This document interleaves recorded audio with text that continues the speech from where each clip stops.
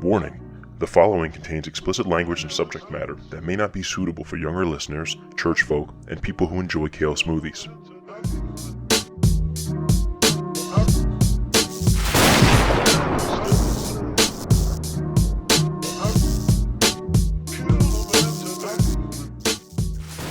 Ladies and gentlemen, welcome back to A Pod Amongst Men.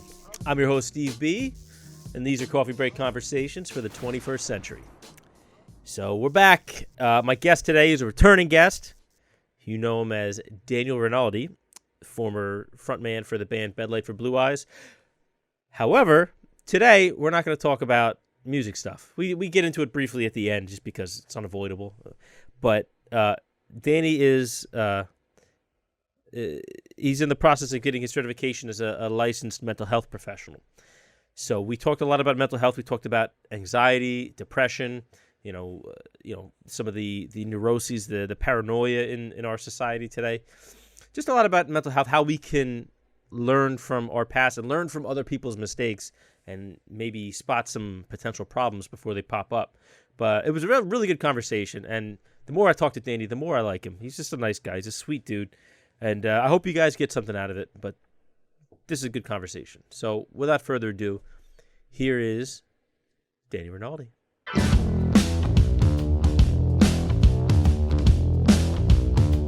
I went through every single thing that you put on that list today, where like literally decision-making, anxiety, where I was like, I was freaking out today, like because of something over like my master's program. And then it was just like, then all of a sudden I had to make this like decision where it was like, you're A and B, got to make the decision. I'm sitting there going like, well, I'll just quit my program. Like, I'll just quit and I'll do something different. Like, I'll just figure it out. And my wife's like, you're kidding, right? Like you're I hope you're joking. She's like, thank God you get to talk tonight. Yeah. That's, I tell you what, doing the podcast and just talking about some of the stuff, even if it's dumb, like it's just been such an amazing thing because I probably would have lost it by now.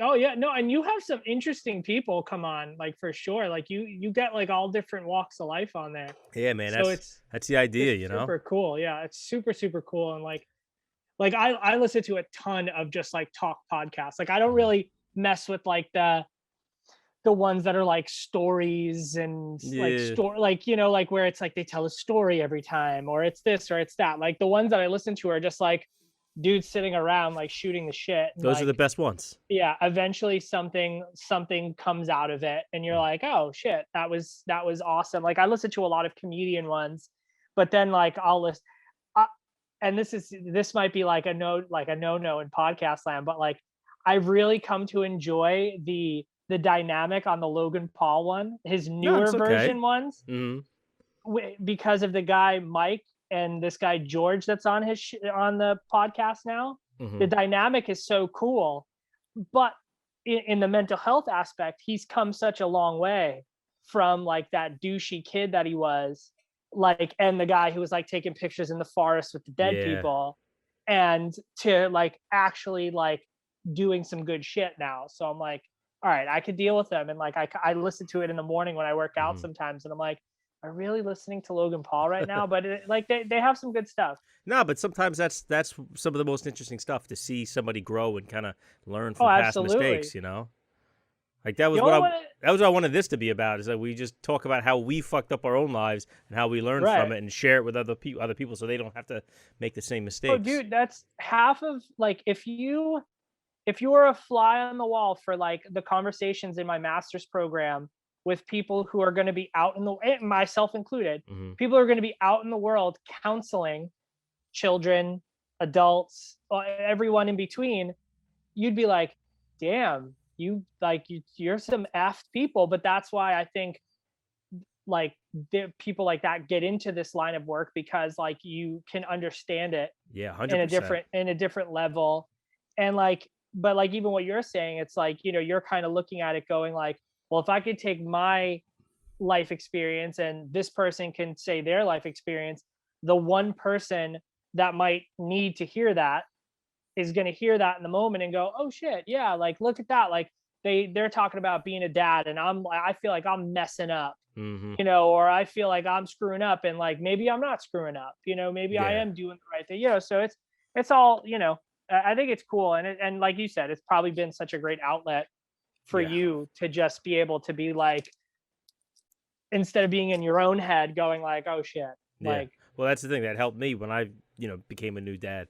So it was a right, podcast just like this, small time guys, but they just hearing them talk about, the shit that I was going through, and then me realizing that, okay, I'm not alone, and this is right, something that everybody deals with. It made me feel so much better.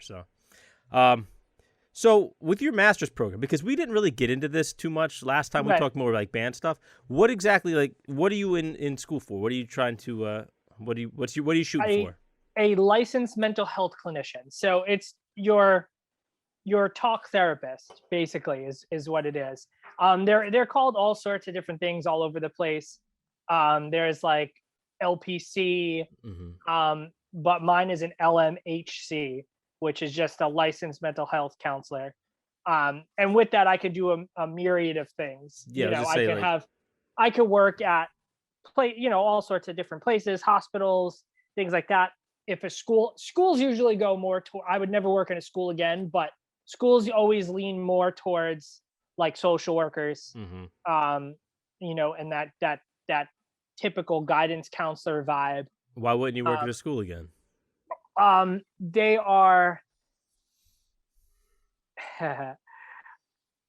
schools, and we could get into this. No, we're already started. So Oh yeah, no. Well, schools, for me, like if we're talking, like I know, like one of the things, in the notes that I kind of looked at was like, how do we, how do we not pass these things on to kids, right? Or mm-hmm. our kids, or any kid for that matter, because whether it's our kids or it's when you're in a position of you're a teacher, Mm-hmm. like you're sitting there with your own stuff, and you're going and you're sitting there influencing um you know 25 to 50 kids malleable every young minds, right? right. I worked in the middle school level. I worked in an strictly an autism room, and you know I was in every single class. I got to be I followed the kids around the whole day,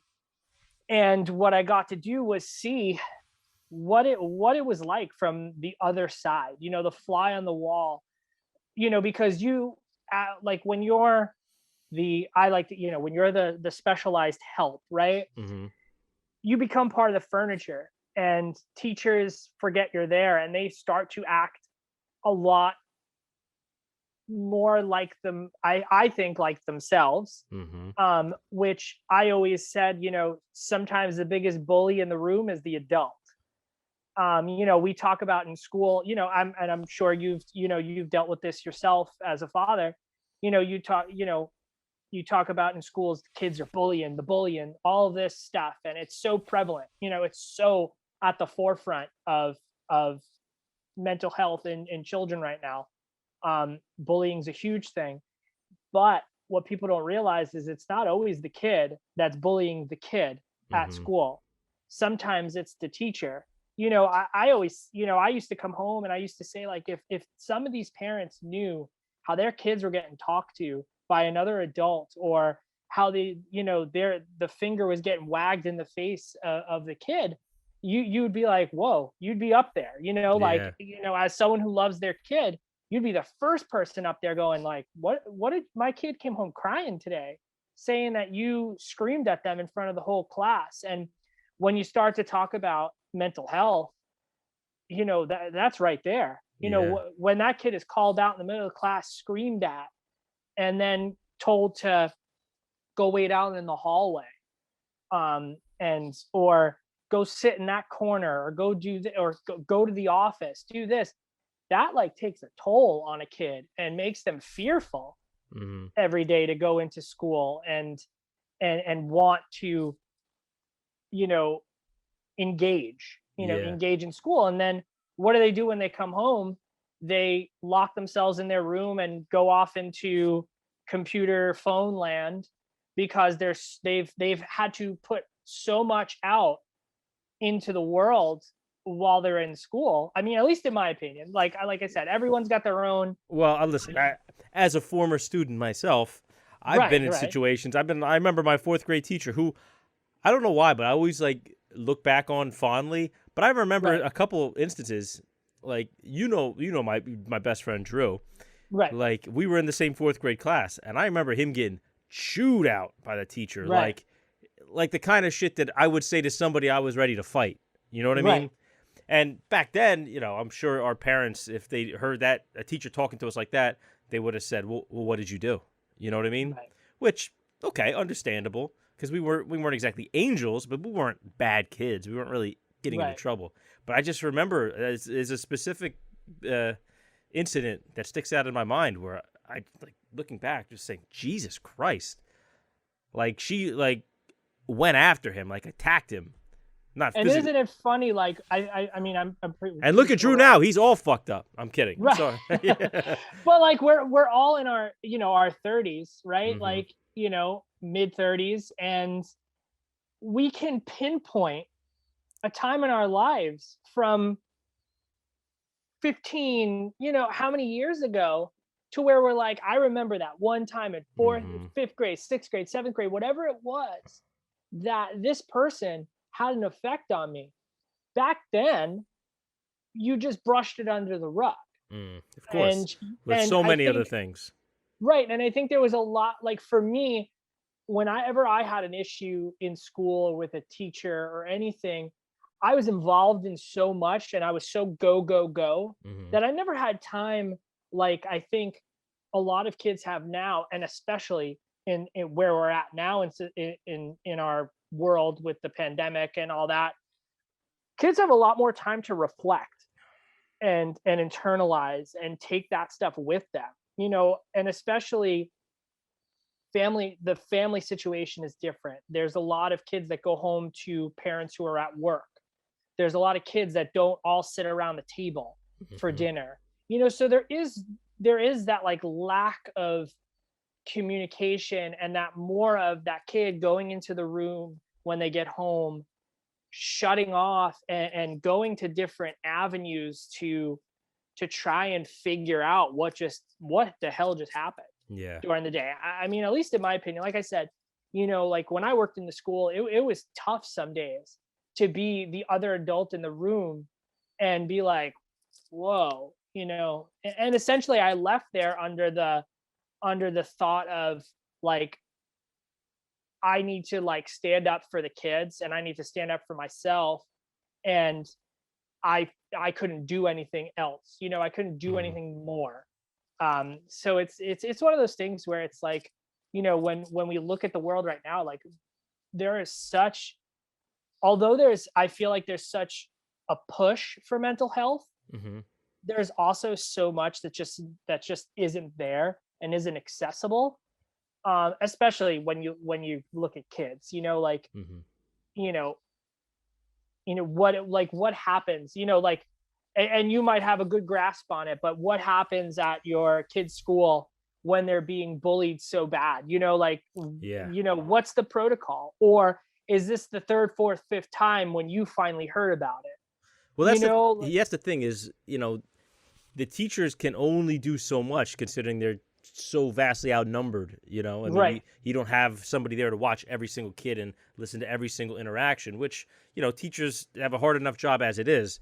And, sometimes stuff's going to fall through the cracks, and a lot of people just, have a hard time accepting that, because when it happens to them, they don't give a shit where the cracks are. Like, that's my kid.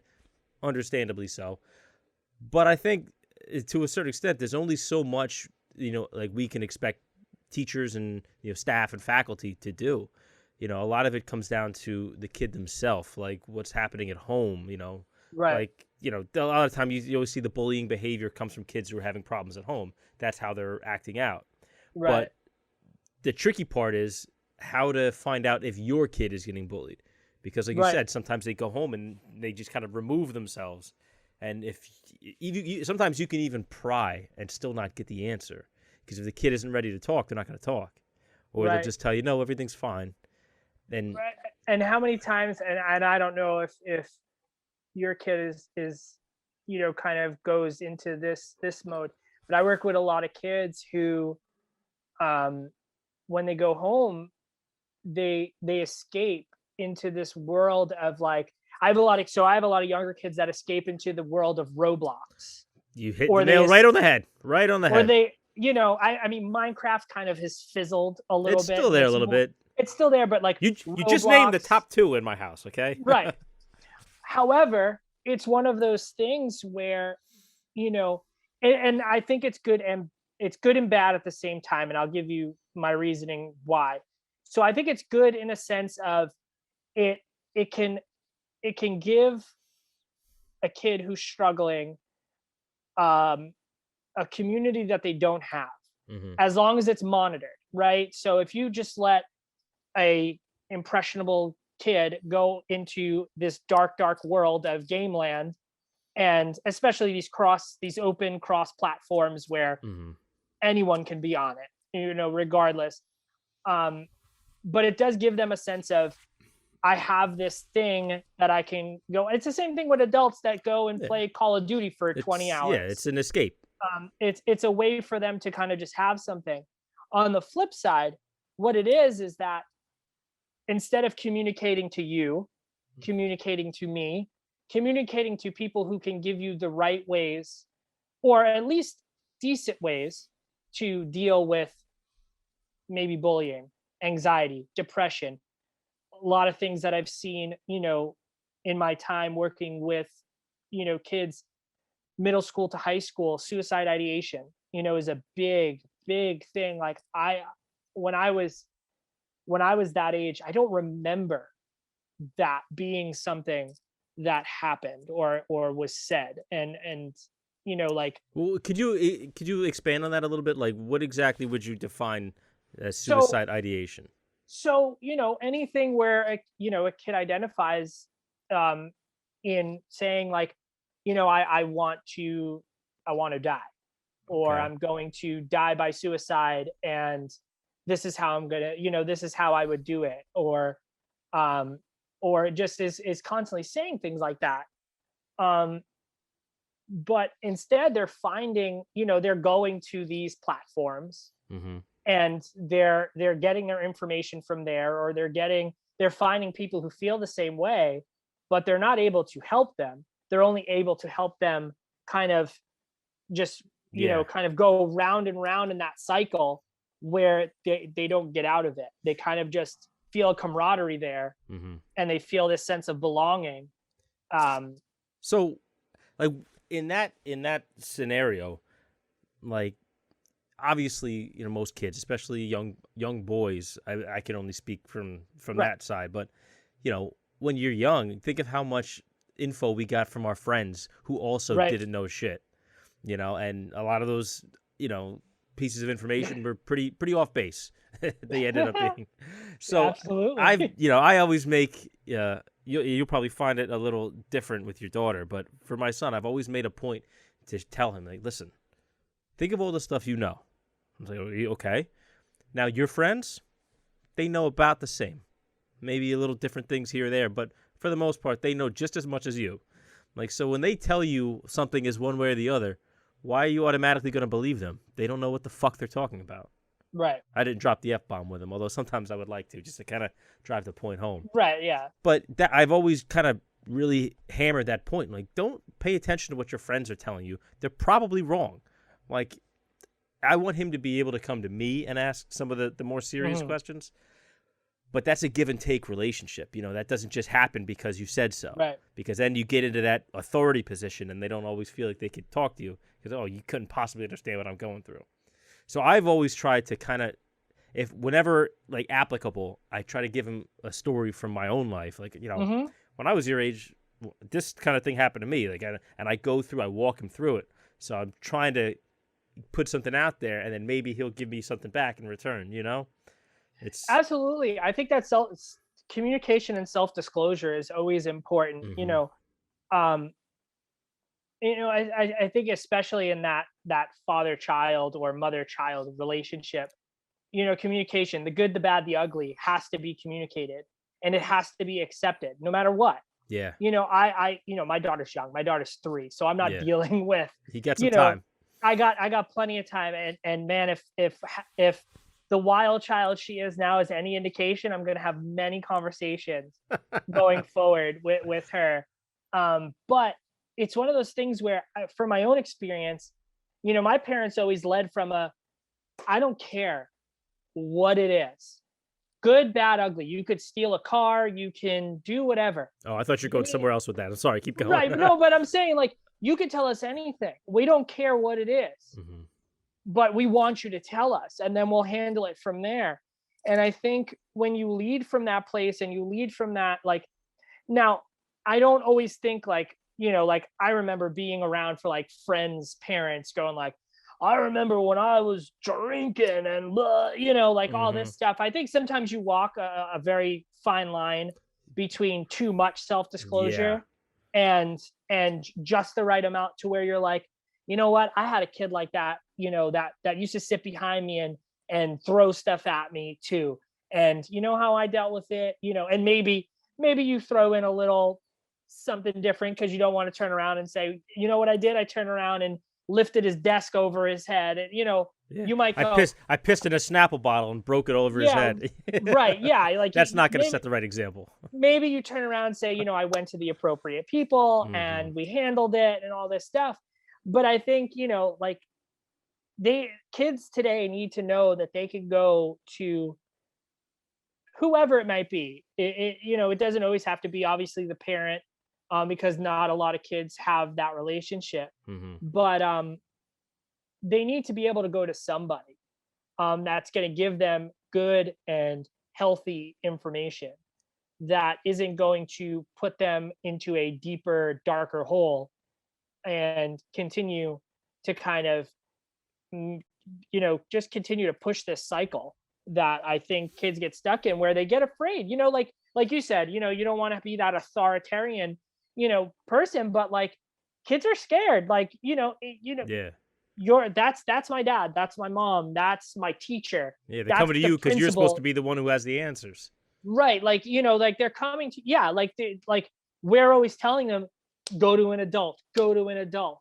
But like, sometimes it's very hard to go to that adult and have any sort of normal conversation with them and say, you know what, I really screwed up. I broke this window and I lied about it. Mhm. And, you know, and, if you lead with, what the hell? Like, what's wrong with you? It ain't gonna work. But if you Yeah. go, hey, let's just talk about it. Like, how are we gonna, what can we do now? See What that what's that experience is wildly different from what I grew up with because my mom and my stepdad, they both had to work. right. So, me and my sister were latchkey kids for most of our school years. Mhm. And, my mom, she tried to stay involved where she could, but it wasn't much. She had her own career, she had responsibilities. And, I never had that relationship with her or my stepdad, who I love. He's a great guy. Right. But we just, we didn't really have anything in common. And that, I think, was one of the biggest things is that, I felt like I couldn't relate to Mhm. what was going on with them. I remember asking my mom like questions about like, oh, like, did you do drugs when you were a kid? And not that I was doing them, but I just wanted to see if I can get any answers out of her. And Right. I never felt like I was getting the truth. And Well, you were searching for connection, yeah, like, you're sitting there trying to connect with people you feel were so far away, but were in your head weren't supposed to be. At hmm least, like, so you're like, hey, did you do, like, you kind of almost like an interview. a You're little you're bit. you're sitting there running a podcast with them at the, at a young age, going like, I just want to know more about you. But you know Good, what? bad, ugly. That's maybe where I missed some opportunities because that was one of the few examples of when I actually did ask questions. A lot of times, I don't know, I never even, it never occurred to me. And then it wasn't Right. until I got older that I realized I'm like, I kind of don't really know who they were as people before they Right. became parents. Right. And I think to an extent that's actually really important. And I'm talking out of my ass right now, so take this all with a grain of salt. But I feel like a kid kind of knowing who their parent is as a human and not just as a parent can go a long way in building that relationship, because then they're not just mom as this kind of symbolic Yeah. figure, or dad is just, this is the guy that comes home at 4:30 and, goes and showers, that you become a human that they can relate to. And I think you can't really get, any kind of give and take, or, with a kid without that. Absolutely. I think that's so important. And a lot of things I tell a lot of the parents that, you know, I work with is, although sometimes, especially when you work with kids with, with disabilities, um, you know, there's times when you just have to be mom or you have to be dad. You can't be the consequence giver.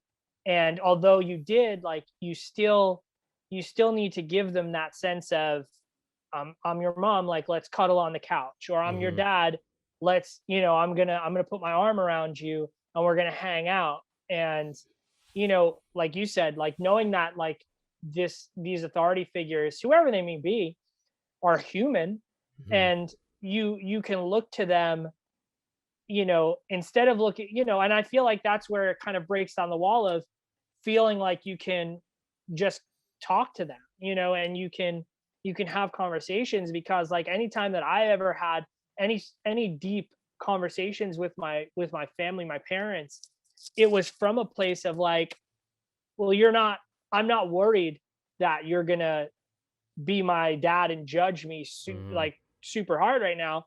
Like, I need your advice. I need to know how the hell you would have navigated this, Yeah. like, especially, like, as we go through a lot, there's a lot of crap going on now, like, there's a lot of stuff that's not great, and it's like, Hmm. and it's just, having to help children navigate that is insane. Having them navigate, you're going to school, you're not going to school, you're going back to school, you're not going to school, you're hybrid, you're not hybrid, Yeah. like, now, when you get back to school, it's going to be great. Well, hey, it's not really great, because we have to wear our masks and stay 6 feet apart and have mask breaks. So there's really this social piece that you all thought we were missing is not really there when we went back, Yeah.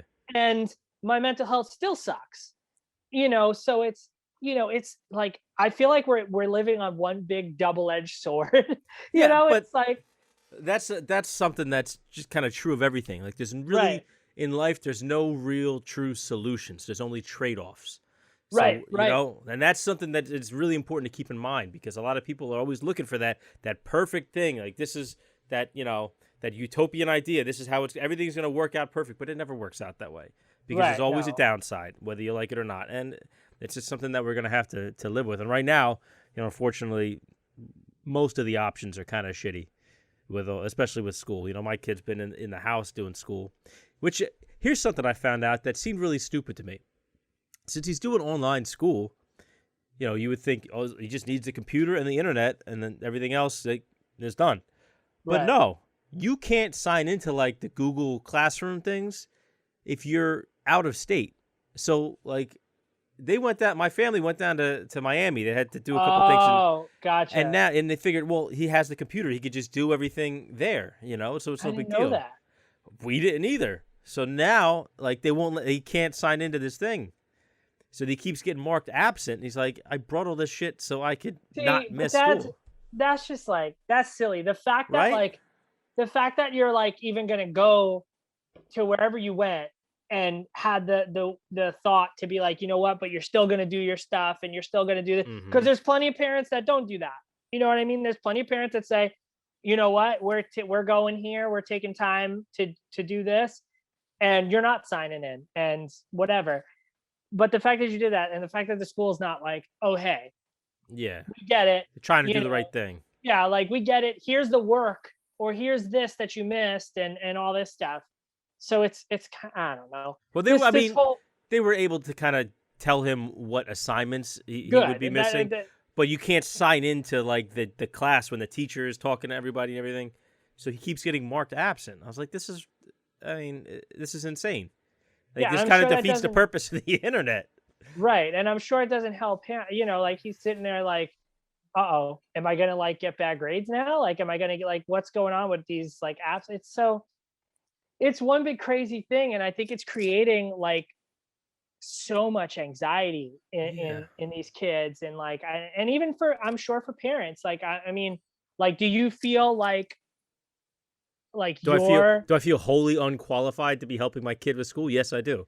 well, yeah, I mean, yeah, I literally was paid to do that stuff and felt unqualified Yeah. to do it. I'm taking sixth grade math, and I'm like, oh man, Yeah. like this So is I why barely I made didn't. it out the first time, and I got to teach this poor Right, bastard. yeah, yeah, like, I'm sitting there going like, "What?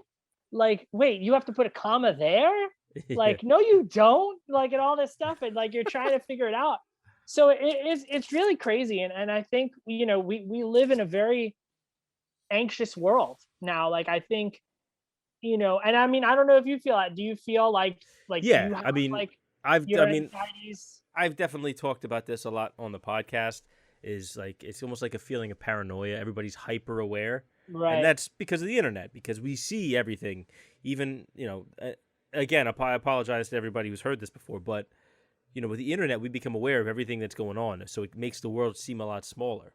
Whereas we right, could be reading a news article about something that happened in Seattle, Washington, living in Georgia, but we live in Georgia.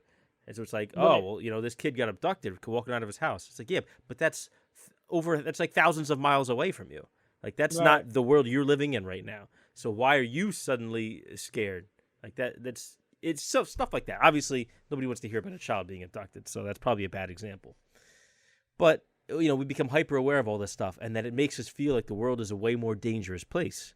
But then if you look Right. back at like the times when we were growing up, we had a lot more freedoms. Things were a lot more open, and it was actually technically, statistically speaking, more dangerous back then.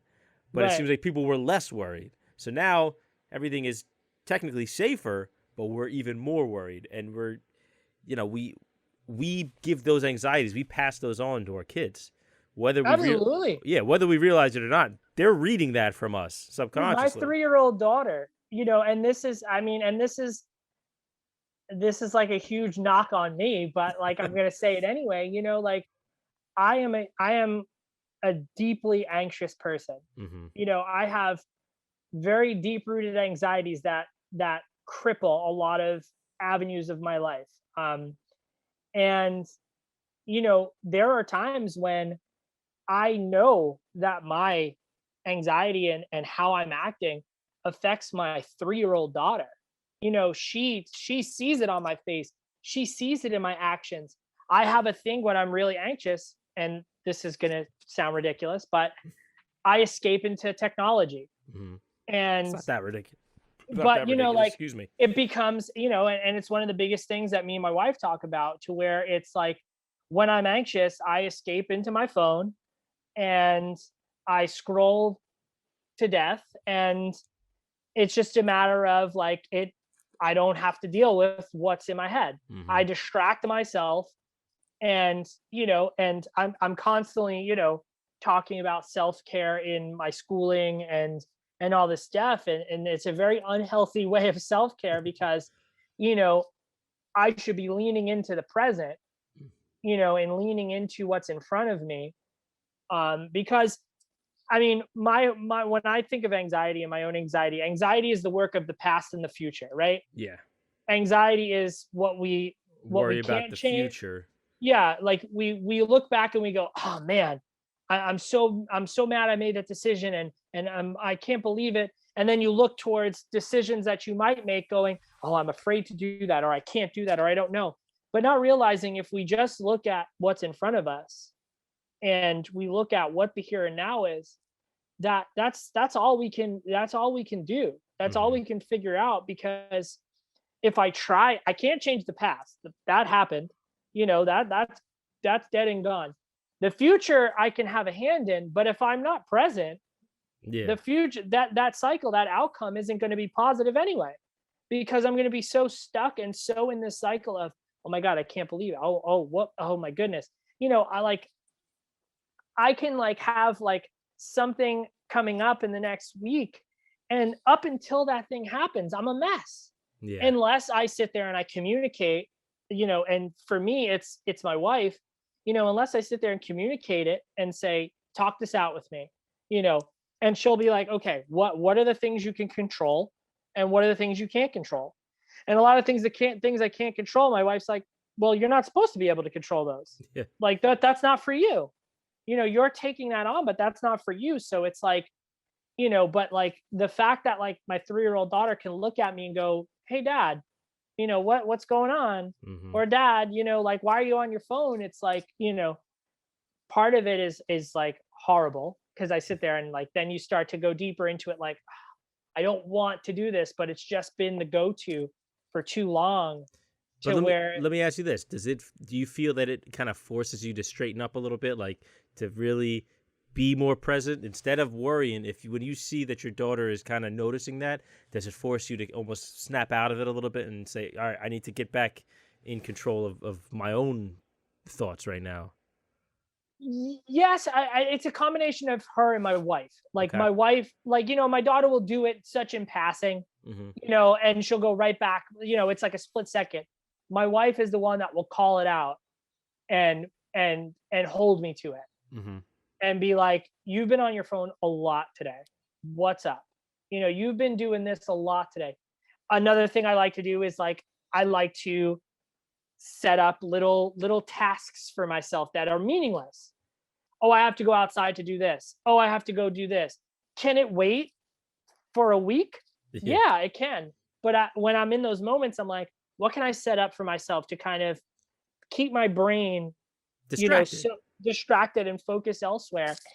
Um, and it's one of those things where it's like I think you said, like, we consume too much. Everything's so present. Hmm. Everything is so right there. Like, if you like, not to get like super weird about it, but like, because like this is such like such like the Facebook topic, like, But Dan, before you continue, let me just say this: let's get fucking weird, bro. That's what this is right. No, for. but I'm saying, like, like your uncle Stu from, like, was never like this political dude or Oh this yeah, like yeah. person who gave a crap about anything.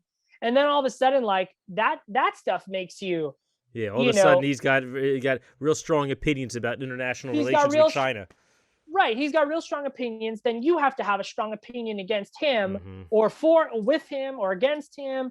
And then like you talk to your parent about, it's like Yeah, this stupid cycle to that we're kind of stuck in. And like, I don't know, man. Like it's crazy, because like when we were younger, like I didn't know anything yeah. besides my little bubble.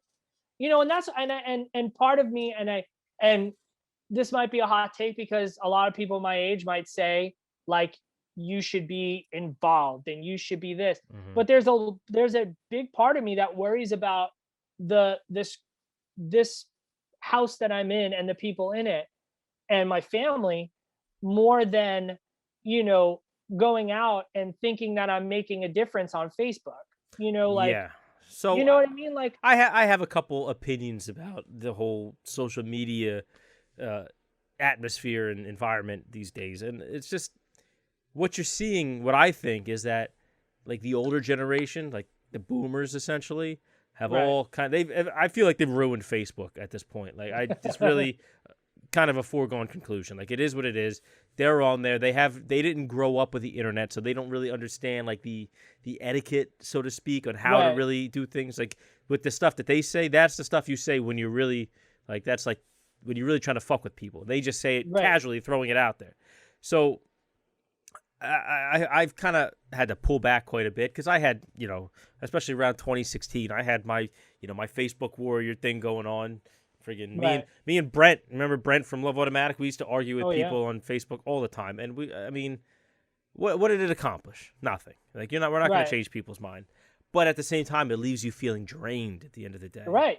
Like I've spent so much energy arguing with this asshole whose profile picture is him holding a fish, and I have nothing to show for it other than the fact that I'm exhausted mentally and I hate humanity.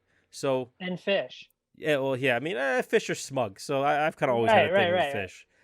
But I've pulled back quite a bit, and I don't think there's any reason you should feel guilty about keeping your priorities straight. Your wife, your daughter, like your Right. family, like that is the most important thing in your world, and fucking Facebook certainly shouldn't be anywhere near on that list, unless you own stock in the company or something. I don't know. Right. Yeah. Right. Don't you wish? But I feel for you where there's people that kind of make you feel a little guilty for not being more involved, especially Right. if you are someone with strong opinions, like I assume yourself and myself do.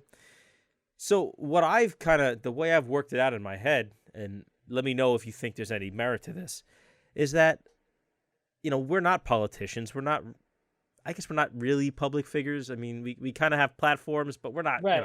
we're not on the news and shit. Right. Yeah. So the best thing we could do is we could be the good examples of what we want to see in the world. Like all the Right. things that we talk about that were wrong before, the people that set bad examples and did bad shit, we owe it to ourselves and the people around us, and even people that we probably don't even know yet. We owe it to them to be better and to exemplify that. That's a word, right? Exemplify? Yeah. But that's what we could do. That's how we can affect our world. And obviously just one person doing it is only going to have so much of an effect. But if that continues, all around and expands and more people are doing that, just being a good person within their own bubbles, within their own communities, that actually leads to real tangible change, because who's responsible for raising the next generation? Us. Right. So, and what are they going to learn from? A good example or a bad example? Hopefully, if we do the right thing, a good example. And then the world just becomes better. I mean, it doesn't happen overnight, of course, but that I personally don't see any other way to make any lasting or meaningful change in the world aside from that. Just, hey, like Michael Jackson said, if you want to make a difference, I forgot the lyrics anyway, but man in the mirror, take a look at yourself and make the change. Make change. There you No, go. I agree with you. There's a lot of,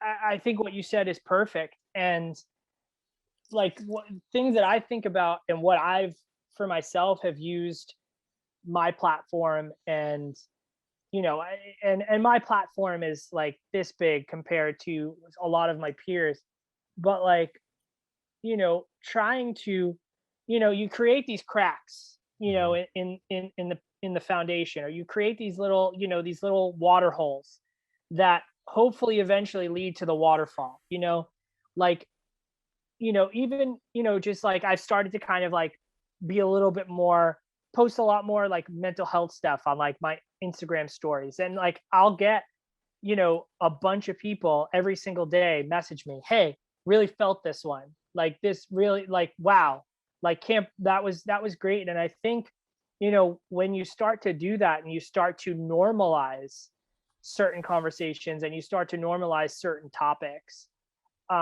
it allows for those people to then take it upon themselves to go, well, if he can do it, I can do it.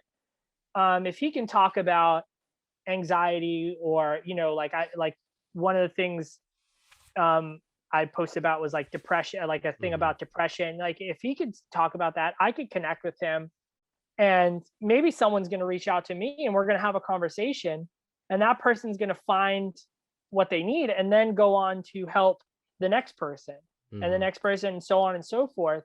So I think that's like, it's so important, like to make change where you can or help where you can. And I think when other people see that, they take a long hard look in the mirror the next time something gets put in front of them, Yeah. whether it be as something as simple as the next time you walk past that dude begging for money, you know and you go, you know what, I'm gonna buy this dude a meal, instead of Mhm. walking past him and judging him Yeah. and going, I'm not gonna do it. Or pretending you're Or on the phone or something. yeah, right. and Or and pretending you don't speak English, which done it I did it once. done it plenty of times, dude. Done it plenty of times. And that's our own guilt, and that's our own anxieties, and Mhm. that's things that we've carried. But as we've gotten older and become more secure and comfortable in who we are, and especially I think becoming parents is another thing. Like you're talking about, like, well, what do I want my kid to do Mhm. when they're facing that situation? I don't want my kid to turn their nose up and go, I can't help that person. Like this isn't, definitely isn't a pat on the back for me, but like, you know I've had so many people reach out, because of my previous band life and Mhm. stuff, hey, this got me through a really tough time. Hey, this helped me. Hey, because I gave this song to somebody and it helped them. Or hey, can my friend talk to you? I know you're I know you're doing the mental health thing now. Can they just kind of talk to you for a little bit? Like, and it's been one of those things where it's like, back in the day I would have been like, what? Mhm. Like, what are you talking about? But now, like, I engage and I'm like, you know what? If I can help and I can affect and I can help these people, you know, give that. Oh shit, he froze. There he is. You're back. There I am. If I can continue that cycle of good and that cycle of impacting people in a better way, then being a face or something like that, then Mhm. that's what I think we need to do. Yeah, I mean, at the end of the day, you're not really going to affect actual world change by commenting on social media, and we know Right. that. But a lot of people apparently haven't gotten the memo.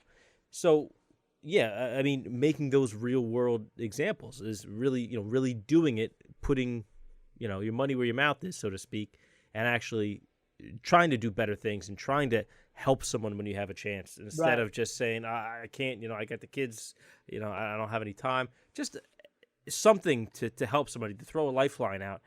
That is where you see meaningful change, I would hope. You mentioned depression just now too, and Mhm. I talked about this a little bit with a former guest, Dr. Ray Freeman, and I was asking him the difference between depression and anxiety, because I had heard both thrown around, and I just, when you're young, you just think that just means you're sad, but it's like you were speaking about, anxiety is like the worrying about, whether it be the future or, it's essentially like worrying, whereas depression is more about kind of living in the past, or feeling some kind of. You're probably going to do a better job explaining this because I'm going to butcher this Well, right now. for me, anxiety is like, the worry about immediate, long term, future, Hmm. um, uncontrollable racing thoughts. A lot of people tend to avoid, when they're anxious, they tend to avoid situations. But there is a lot to anxiety and depression kind of going hand in hand Hmm. in certain situations. But depression, so you could be anxious, but like someone who's depressed, has feelings of that hopelessness. Mm. It's more of a worthlessness, hopelessness, um, feeling like just like nothing is worth it. Severely isolating yourself, taking yourself out of, you could be anxious, but you could still, I could still go. I'll put it this way, back in the day, and I'm not going to throw anyone under the bus, but back in the day, I was an anxious when I was in the band. I was an anxious young kid Hmm.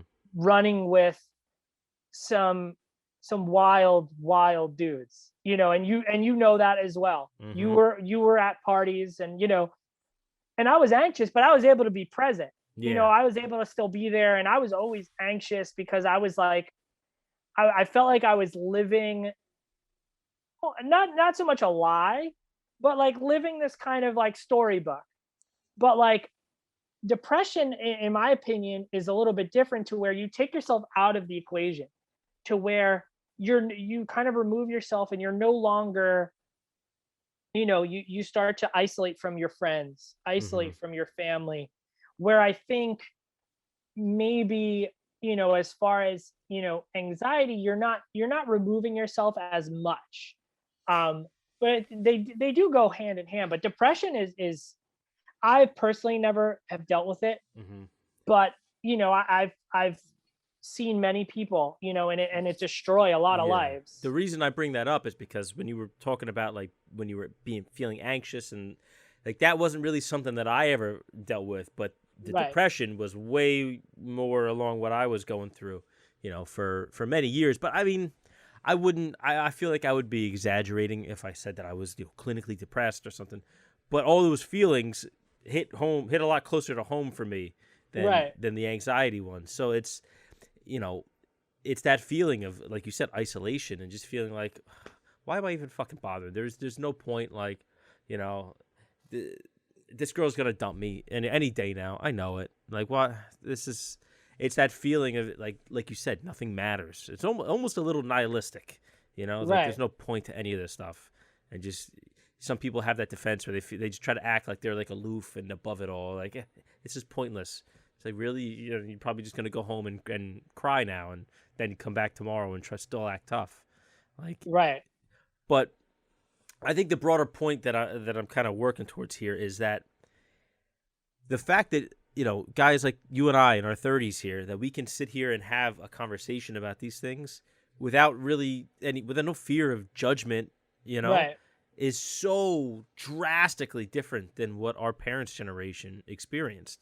Absolutely. And I just can't Absolutely. fathom how that could be, how that can negatively impact the next generation. The fact that we're able to have these conversations. I mean, not everybody, but a lot of us now, it seems like it's becoming way more commonplace to have issues, have conversations about mental health issues and, personal struggles and stuff like that. I mean, I think, and it's so fantastic because to me, there is, I mean, but there's, with all of the talk, there is still such a stigma, as far as culturally, with mental health, even as men, like everyone wants to be this rough, tough guy who doesn't have the issues, but give me one person you've met that doesn't, that wouldn't benefit from a therapy session, that wouldn't benefit from speaking to someone or talking about how they grew up and how that's affected them today, when they snap at their kid and go a little bit further than they want to, and they look back and they go, I just did exactly what I said I never would do, that my father did for me, and they sit there and they talk about it. And I think for us, we were kind of right at that turning point, I feel, where things started to change. And I'm going to speak from a place of where we were at as far as the music scene, and then kind of move on from there. But like, we were at that place where, you had that connection, you started to kind of have that more friend connection with the people that were coming to shows, and it was a community. And even when you look back before Facebook, MySpace, that was like a community. You were on there talking to people, like I was on there like day and night, posting, talking, messaging people back. Yeah. We had like a band phone, like before, like it was cool to do like this, like text me, that you see everyone on Twitter being like, text this like automated phone. Yeah, the community thing. Yeah. Yeah, dude, we were legit, like it was a sidekick, which is like dating myself, but like legit, like we were in the van going cross country, like answering people back, like talking to people. And we were at that turning point, I think, where people started to feel this sense of community and started to feel like there were people in places where they looked up to that were able to kind of talk about things and be an advocate and normalize do things and normalize it. Yeah, normalize it. And we were approachable. We weren't in, like, I mean, for us, like we weren't in a bus, like we weren't in these situations where we were like, you have to pay for a meet and greet and you can't come near us. We were with you, we were talking to you. And I think as we've moved forward, it's those are the kids, and I say kids, but like, they're probably only like 29, 30 years old now, and I'm only like 3 or 4 years older than them. But at that point, they were the ones that then turned around and led the charge, and said, you know what, I'm going to talk about the mental health. I'm going to talk about these times when I was treated unfairly or treated like a piece of crap. Like if you look at all of the movements that have come out, and all of these things where, for better or for worse, or whatever it may be, gave people a platform to say, hey, I've been struggling with depression since I'm 14 years old, when I went to this show or this thing where this dude took advantage of me, or this dude did that, and I've been struggling. And now, because I saw so and so talk about it, I'm coming out. I'm going to talk about this, and I'm going to be strong, and I'm going to, I think a lot of times with depression or any sort of mental health disorder, you kind of have to meet yourself where you are, right? Like you kind of have to look at it and say, I'm taking this seriously. It's not something that's just like, oh, I just don't feel like going out with my friends today. You really have to take a look at, like, well, it's now been 3 weeks you haven't gone out with us. It's now been a month. It's now been 2 months.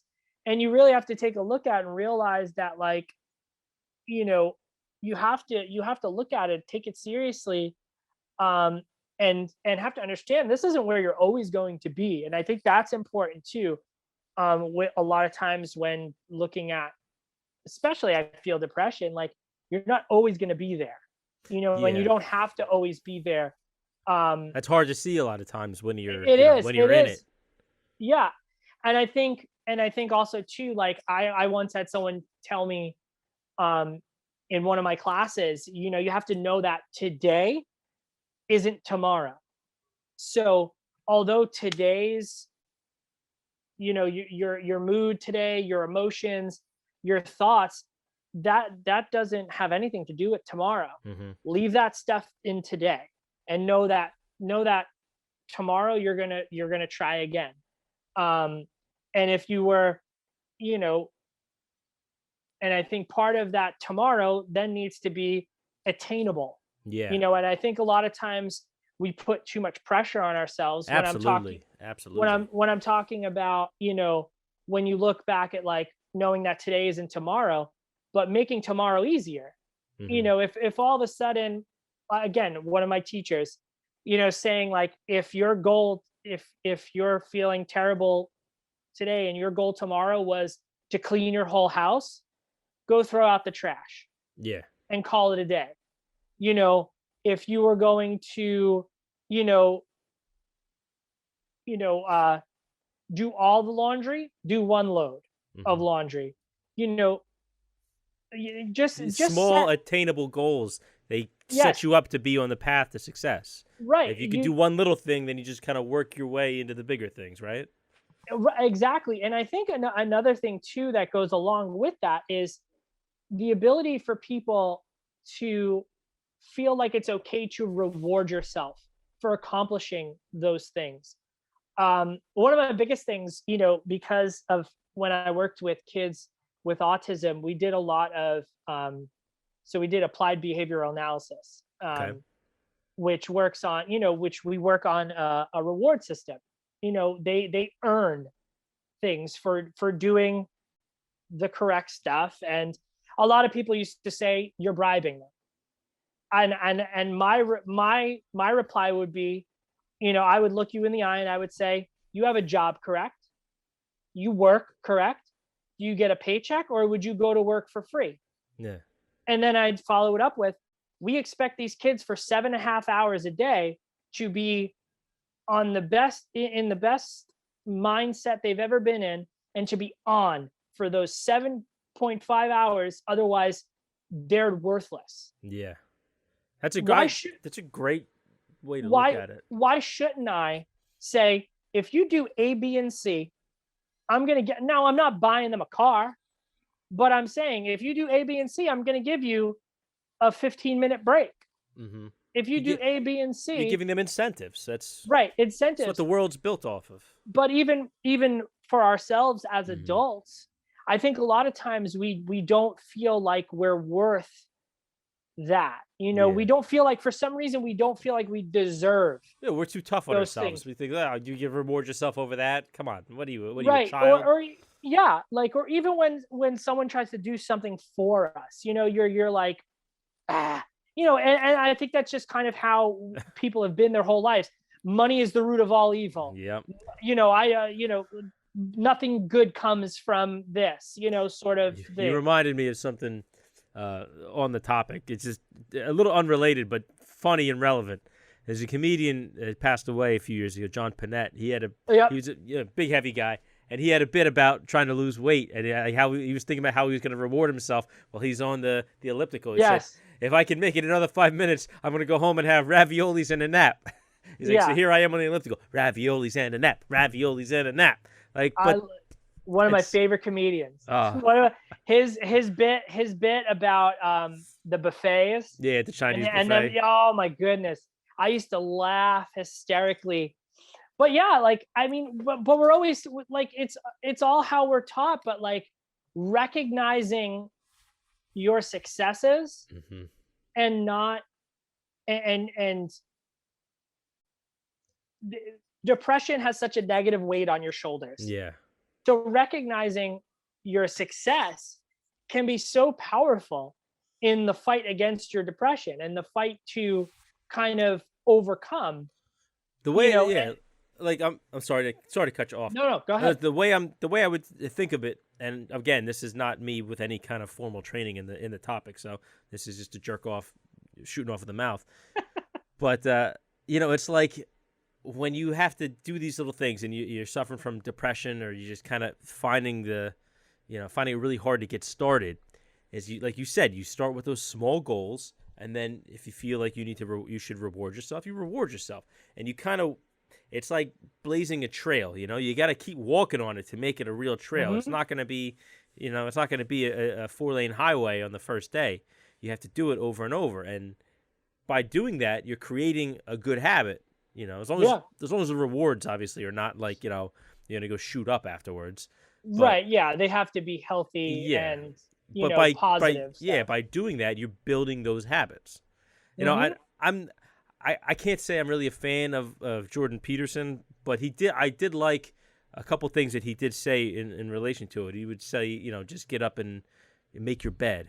Like, that's, if you start off just doing that sets you up for success. It's like, okay, that was one small goal and I did it. And you get used to doing it. And I feel like that fits right in. Because you're going to remember that, right? Like, so when you have successes or you have moments where you feel accomplished, when you're in your darkest, I feel, and like I said, these are my opinions, and someone might look at this. I know you've had, big professionals on. No, he might look at Danny, this. these are facts. We're going to hold you to this. Yeah. This is on the record now. Yeah, this is going in my book. Yeah, it's on your permanent record, sir. Yeah, but like, you're in. I feel like a lot of times in maybe your darkest of times, you're gonna look. You're searching, and you're gonna search in those moments, and those moments might mean the difference between you getting out of bed or not, contemplating your life or not, and you're gonna look and go, things are bad, but I remember how it felt when I was able to just get up and do this. I'm going to do that today. I remember how it felt to get up and just do this. I remember how it felt to call my dad and talk to him for an hour, just about nothing. Just ask him how he is and talk about, the weather or something like that. And just feeling those moments are going to help you in those times. And like you said, like, I think you create, you try and create routine. And I think in that routine, you end up finding the things that keep you grounded. They keep you going when, I know when I feel this way, listening to music helps me.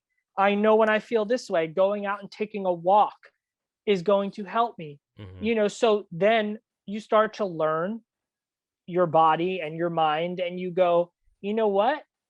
I know that this is going to prevent this mood. So now you're going to start doing it automatically, even before you feel that way.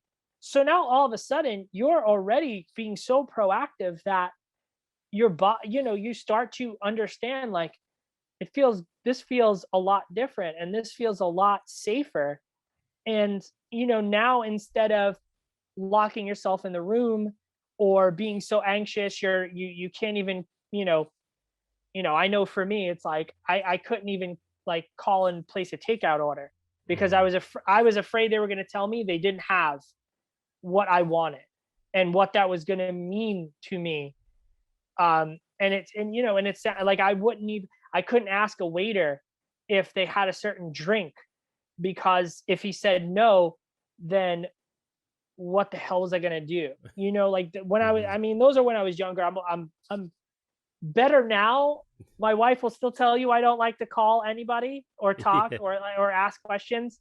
But like, I think creating those routines, you start to build this repertoire that works for you, that you start doing before you feel those ways, and you just become proactive in it, and you start to break that cycle. You start to break all those things. And it's like, these are things that I wish I knew 10 years ago. Tell me about it. Or knew when I was in fetal position in the back of the van, like crying under my sleeping bag, not letting the 4 other alphas in the van know that I was in the back, like scared to death, because it was the first time I was away from my family, and I didn't know what the hell was going on. I never had drank. I never had seen drugs before in my life. I had never, had all these other, bands in front of me doing insane things. And, and it's just one of those things, like, but I'm able to look back, like you're saying, and I'm able to influence, or I'm able to disclose, like, hey, I wish like, you're going through this. This is how I handled it, or this is how I would have wished I handled it. And maybe this is okay for you, or maybe this is something you can take with you. So I think, we take those moments and we try, like you're saying, like, you battled depression, and it's one of those things where you're fully equipped, now to, when your kid comes up to you and says, I feel hopeless, I feel worthless, I feel this, I feel that, you're fully equipped to go, been there, I know how you feel. For me, it was always somehow related to like a relationship or a failed relationship. Right. That was always the source. It was always, like, to be specific, I would be in a relationship and then it would end, and none of them really lasted that long. Anywhere from like 3 months to a year tops. And I'd always get the same response. I would always get it's like, no, like, you're a good guy, you're a great guy. It's just not what I'm looking for right now. He says, okay. But then you keep getting it and getting it and getting it. And I started thinking, well, clearly I'm doing something wrong, that I'm never what anyone's looking for. And I can't get any answers. So I became really in my head about, like, everything I'm doing is wrong, and I have no idea what it is. So I guess I'll just give up. I don't know. And, for a while, especially like when I was still in the metal band, like, that was a big thing. I was I was heavier than everybody else. Everybody else in that band had the classic scene kid look, and here's me, the bald guy with a beard, with half a beer gut. I thought you were the coolest one. So let's just throw that out there. I dug the bald. Didn't have any other options. I thought their hair sucked. I thought did Drew have snake bites? Yes, he did. Yeah, I thought those sucked too, so don't worry about it. You hear that, Drew? You stink, and your piercings stink. Sorry. Yeah, and his guitar was out of tune. No, I'm kidding. No, that's a lie. That was me. That was me. That was you.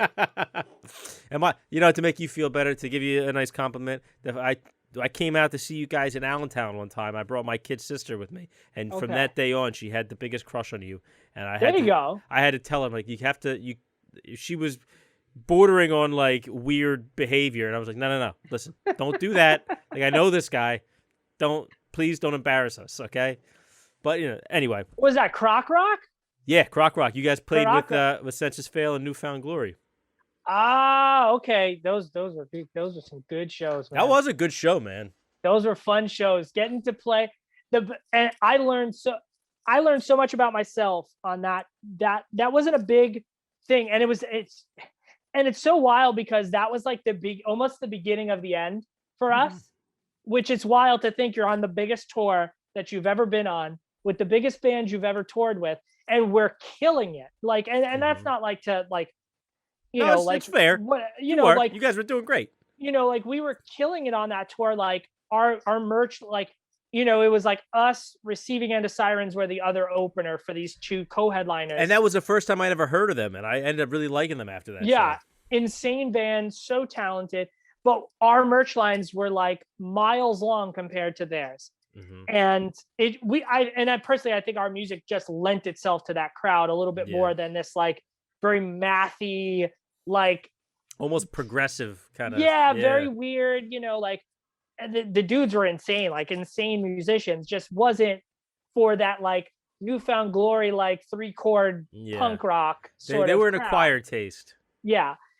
And, you know, like learned so much about myself and learned a lot from like Jordan from Newfound Glory about like how to be a person and how to be in a band. And like the coolest thing, like looking over and watching him like with a glass of wine, red wine, watching me perform, like and like telling me like, you got to switch your shoes, man. You need the orthopedics in there. You're never going to last in this business, you know. But like, it was just times like that where like you kind of, you learn so much, but then at the same time, it was like the beginning of the end for like the band and like the start of like so much turmoil and like all this stuff. But it's, which like, I think a lot of that contributes to my, like my current mental health and current anxieties. It's something like I always look back at as like, you know, the woulda, coulda, shoulda.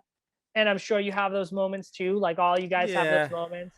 I mean, I personally, I think that people that were kind of in the scenes that we moved in, like especially when it come to like the, you know, whether you're like in a, I don't want to say, I mean, I guess you could call it an emo scene if you want to be as generic about it as possible.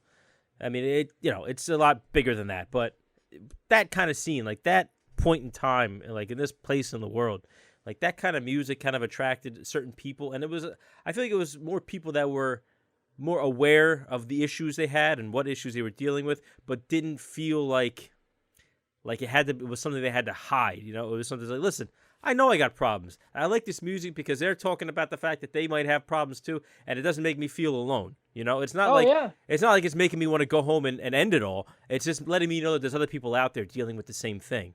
And that was always something I really liked about the genres that kind of, I mean, our bands were similar, but not really similar. You know, like we were pretty heavy, but right. But at that time, it wasn't weird for like us and you to be on a show and have the same kind of kids be pumped and still kind of like, it's funny because like I remember playing shows with you guys and I remember your fans like kind of in the corner like grinning while we're playing, like bouncing their heads, and I'm going, oh yeah, look at you, look at you. In all fairness, wearing basketball shorts and a sleeveless shirt, but you're watching me shake my hips and you're loving it. Like, when you guys played Misshapes, I mean, it was kind of an undeniable song. Like, it doesn't matter who you are. Like, okay, this song slaps a little bit. All right. Well, because like a lot of our songs, especially from that album, were such a throwback. So it was like, a lot of it was like, you heard that stuff when like your parents played music or when someone older, you know, so it wasn't like, you weren't like, oh, another like emo pop punk. Ours, I mean, at least in my opinion, we sounded more, especially with the album that I was on, was more of just a rock album. You know, it was like this. It was this rock album where like, you know, we constantly, I mean, we were on a metal label, so like we constantly were put on shows with hardcore metal bands, and it was ridiculous. Like I remember playing this like Edge Fest, you know, where we were playing with like Armor for the Broken and all these bands where we were like, I'm like, wait, I gotta go on after these guys. We're gonna get killed. I always felt like Trustkill didn't know how to market you guys, along with like a big handful of other bands. Like they had their bands, they knew exactly the target demographic and who was going to be into it. But they had so many artists that were signed to them that I felt like never got their due. Like there was like Josh Trustkill, owner of Trustkill, and he'll admit to this, was a huge pop fan. I mean, this guy is responsible, good, bad, and ugly, because there's been plenty of good stories, bad stories, and real ugly stories. Was a pop fan, but he's also responsible for some of the biggest metal and hardcore acts that you've ever heard of in the scene. And, you know, he loved our music Crash Romeo, Roses Are Red. There was a bunch of Sick City. There's a bunch of bands that like were picked up. And I think out of all of them, like we had the most push, us, and like Roses Are Red had a big push for a while. Crash was one of those bands that could have went either way on the label. Like, love those dudes to death. But just on that label, like, you know, it was one of those things like, and yeah, it just went to like, dude, just pay the money and put us on tour with like a pop act. Yeah, you're Like, putting us we keep- with people, people that really aren't gonna feel this kind of music. Right, we're playing with hardcore bands, or we're playing with Yeah. metal bands, or you know, we're being marketed in Outburn magazine and Decibel and all these places where, or our albums were being reviewed on Lambgoat, and you're like, of Yeah. course the dude's gonna trash us. Yeah, He just reviewed Bleeding Through, and now he's listening to me sing As High As I Can, a love song.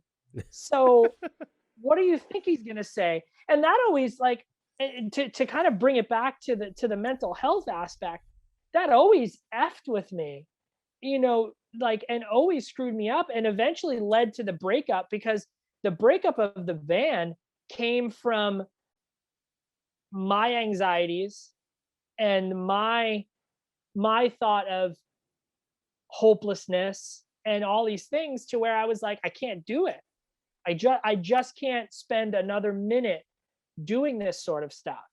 And it made me, and the sad part is it made me hate music for a very long time. I still have a very hard time with music and myself and where I am in music.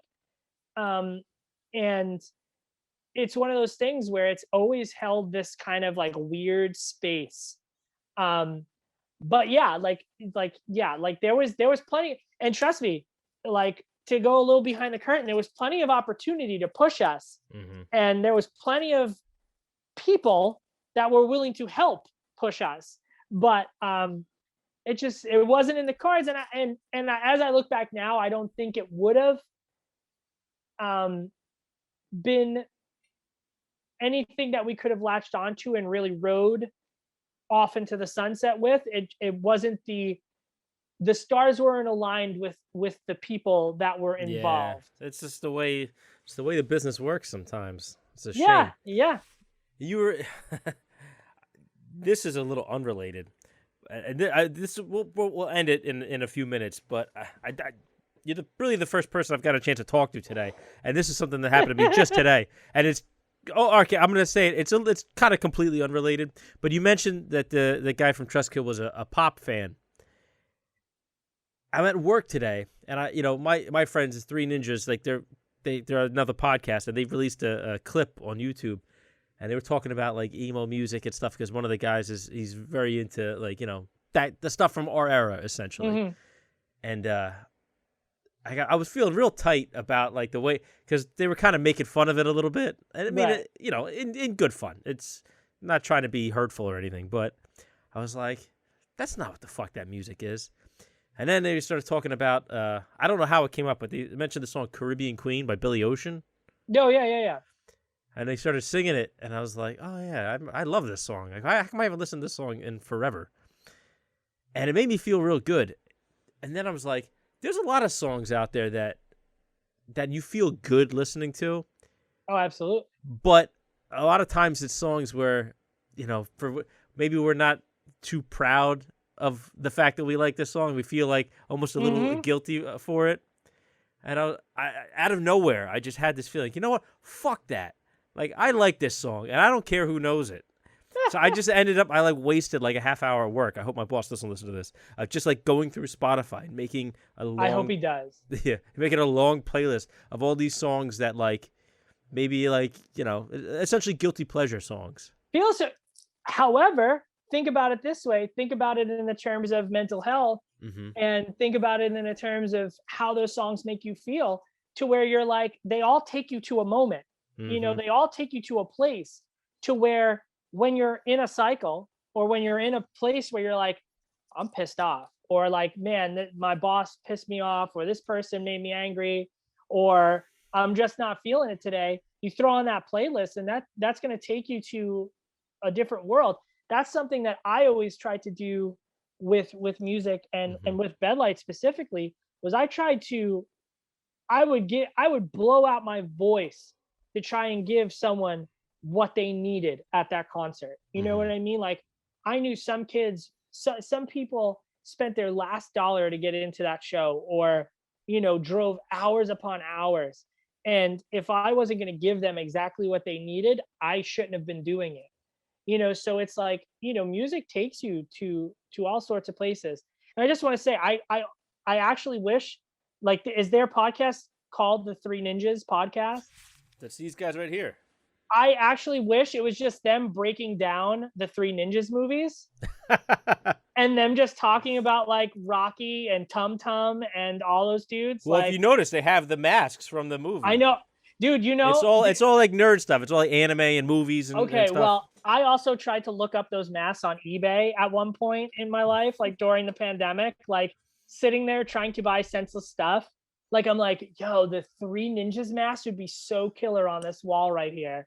Like, wow. Oh, and me, like, my wife wasn't even born yet when that movie came out, but like me, I'd be looking at it going, oh, that's the coolest thing I've ever seen. I sat on Etsy for over an hour trying to find someone who could custom make a Mandalorian helmet, and I found the person. Oh, there's plenty of people. I'm like this far away, but then I started going down a rabbit hole. I wanted to get a Spartan helmet, like from Halo Reach, like a custom one.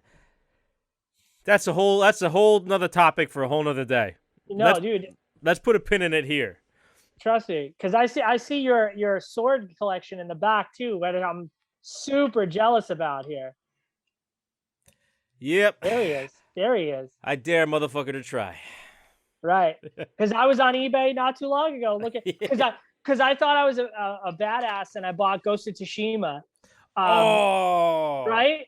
And then all of a sudden I'm a samurai. I mean, all of a sudden I'm buying the mask and I'm getting a sword. Yeah. And I'm gonna be in my backyard. And I'm gonna be in my backyard. I'll teach you, and I'm gonna be fighting for my people. And I got my Boken right here. Hang on. I don't know if you know this about me, but for a long time I intensely studied like Bushido, Akibujitsu, Shinkendo, Kenjutsu, like actual samurai martial arts, and this was my practice weapon, my Boken. I live this. Do you ever see the Ninja Turtles movies, the originals? Dude, I love those. So the guy that played Master Tatsu, okay, Shredder's right-hand man, yeah, his name is Toshishiro Obata. He kind of founded his own martial art called Shinkendo, and we studied that. Like, I got to train directly with him on multiple occasions. Dude, you are an interesting person. I mean, we called him Obata Sensei. Really cool guy, nice guy. I was young too. I was in middle school at the time, and we actually we went out to Iowa to a seminar that they were teaching, where they had different instructors from all over the country come, and Obata Sensei would be there, and it was just like a few days long, this intense thing. We just train, and he would kind of mess with me because I was a kid, and it's all grown men there. And I remember he was kind of showing off. He was like, it was like a big gymnasium at a college that we were all in. And he was like walking around on his hands to try to show like, hey, I'm in good shape. And I had to like challenge him as like this fucking, young whippersnapper. That's amazing. Yeah, I'm fascinated. But I talk about that, but I remember I grew up in Flushing, Queens. So predominantly Asian town. And like one of my treats, like on a Saturday or Sunday, was my dad would take me to this like martial arts store.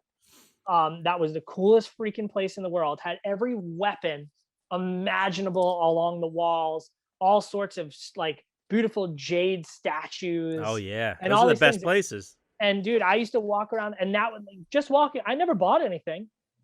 I never bought. There was nothing I ever bought. I would literally like try and be good for amount of time. So my dad would go, oh, let's go to this store. And I would walk around for hours. And then like later on in life, obviously, like I dabbled in certain stuff. Like I did jujitsu for a while, which I know is like more Brazilian. Well, it depends. I mean, jiu-jitsu technically comes from Japan. Right. Yeah. But like, I'm fascinated by it. And like I said, but like Ghost of Tsushima, and then all of a sudden I'm on eBay, like, all right, if I bid on that one, and then I buy it now on this one, and then I'm like, wait, that one's like $8,000. I can't buy that. I can't justify that. Bro, if you even know how deep it goes, because you can get like real legit, battle ready like samurai armor and swords. The prices are insane. Dude, are we gonna buy all of this and start our own like samurai gang? Or I mean, I kind of feel like we have to now. right? Like we put it out into the universe. You get Rocky, Tum Tum, and I forgot the other dude's name. Was it Rocky, Tum Tum, and Colt? Colt, yeah. Yeah, Colt. But in reality, we got Bobby, Dom, and Hesh. I'm looking in the other camera. It's all backwards. Anyway, shout out to Bobby, Dom, and Hesh, Three Ninjas. Make sure you guys check them out. Great guys. I suggest you listen to them. But yeah, listen, let's close it out for the night before we get too carried away. Yeah. So before we go, Danny, what do you want to plug so you tell people where to find you? I feel like I'm like more of an enigma these days. But yeah, D Rinaldi Music is usually everything. So just hit me up, say hi. If you're feeling like anxious, depressed, or whatever, reach out, because you never know who could be there to help you and put out that hand to get you up. And I think that's most important. Like, you don't always have to know someone to reach out. You just have to take that chance that someone's going to listen. Mm-hmm. So it's really nothing to plug. I'm kind of just like dad, student, and just like everyone else, just trying to make sense of what's going on in the world right now. Yeah, you're a work in progress, just like the rest of us. Absolutely. And thank you. I appreciate you having me on. It's always good to talk to you. Hey, I feel like we could do like 5-hour episodes, especially if we start getting into the music stuff. Listen, there's going to be a part 3, okay? As long as you're down for it, we're definitely going to do it. I'm down for like part 12. Like I'm down for everything. We got a recurring guest. We should get on with Drew and bust his chops. And have you had him on or no? Yeah, I've had him on a few times. Yeah, I could talk about his snake bites and his untuned guitar. Oh, I just want to tell him he stinks. Yeah, no, but I'm kidding, Drew. I love you, bro.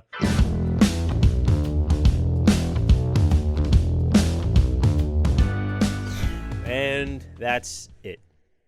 So I hope you guys enjoyed it. I know I did. It was a fun conversation. It's always good sometimes when it could just flow. I don't even look at the damn notes, And Danny makes it easy. He's a nice dude, and I'm definitely gonna have him back. So, be on the lookout. He'll be back. I promise. I really got nothing else, guys. I still have stickers for sale. Make sure to just DM me on Instagram or Twitter, and you could buy a sticker. They're only $3. Support the show. It helps, and they're nice stickers. They're not pieces of shit. It's not garbage stuff. I'm not gonna sell you some Fugazi stickers. But buy the stickers, show some love, support, and tell your friends. Tell your friends and your family about the podcast. I hope you guys are enjoying it. I kind of feel reinvigorated with the show. I've been having a little more fun lately, and hopefully that's showing. But okay. As always, you guys know where to find us. A Pot Amongst Men on Instagram and Twitter. potamongstmen at gmail.com for any long-form comments or questions. And make sure you follow us on YouTube, subscribe, and like. I'm posting short clips now, anywhere from 3 to 20 minutes from certain episodes. And hopefully you guys enjoy it. Those, a little more digestible. It's not hour-and-a-half long episodes. Make sure you follow us on Spotify. Make sure you like us and give us a good rating on iTunes or Apple Podcasts. As always, we're also on Apple Podcasts, Google Podcasts, SoundCloud, iHeartRadio, Stitcher, wherever you get your podcast, you find us. And you'll also find the Three Ninjas. Shout out to them. Those guys are fucking awesome. And just a shout out to my friends. I can say that. Anyway, that was weird. Make sure you guys listen to the show. See you next week. I got nothing else. I'm just rambling here. This is nonsense.